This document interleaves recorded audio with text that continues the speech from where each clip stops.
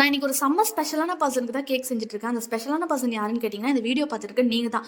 நீங்க தானா கேக் செஞ்சு எனக்காம்மா தரப்போறேன் அப்படின்னு நீங்க கேட்பீங்க. உங்க மைண்ட் வாய்ஸ் எனக்கு புரியுது. உங்க பேர சொல்லி இன்னைக்காச்சும் நான் சாப்பிட்டுக்கிறேனே. அது ஏன் உங்களுக்கு செய்றேன்ட்டும் நீங்க யோசிப்பீங்க. ஆக்சுவலா எனக்கு இன்னைக்கு 2K சப்ஸ்கிரைபர் வந்துச்சு. எப்பவுமே கஸ்டமர் சொல்ற ஃப்ளேவர் தான் செய்வோம். அதனால புதுசா ஏதாவது ஃப்ளேவர் செஞ்சு ரிஸ்க் எடுக்க வேணாம்னு நினைப்பேன். இப்ப நமக்கு தானே செய்றோம். எப்படி இருந்தாலும் நம்ம தானே சாப்பிட போறோம்னு சொல்லிட்டு ரோஸ் மில்க் கேக் செய்ய ஸ்டார்ட் பண்ணிட்டேன். அதுக்காக எப்பவுமே செய்கிற போலயே வெனிலா ஸ்பாஞ்ச் கேக்கில் ரோஸ் மில்க் எசன்ஸ் ஆட் பண்ணி அதை பேக் பண்ணி எடுத்துக்கிட்டேன். அதுக்கப்புறம் என்ன ஐசிங் பண்ணுற வேலையை ஸ்டார்ட் பண்ண வேண்டியதுதான் சொல்லிட்டு அழகாக ஐசிங் பண்ணிட்டேன். கேக்குக்கு என்னடா டிசைன் பண்ணலாம்னு யோசிச்சுட்டு இருக்கும்போது சரி சப்ஸ்கிரைபர்ஸ்க்கு தேங்க்யூ சொல்கிற விதமாக இருக்கட்டுமேன்னு சொல்லிட்டு கேக் மேலே 2Kன்னு சொல்லிட்டு எழுதிட்டு அழகாக நாசில் டிசைன் பண்ணிட்டேன். நான் கலர் எப்பவுமே சேர்க்க மாட்டேன். அதனால கேக்குக்கு கீழே பிளெயினாக விட்டுட்டு வெறும் 2K ஹைலைட் பண்ணுற மாதிரி மட்டும் கொஞ்சம் பிங்க் கலரில் போட்டுட்டேன்.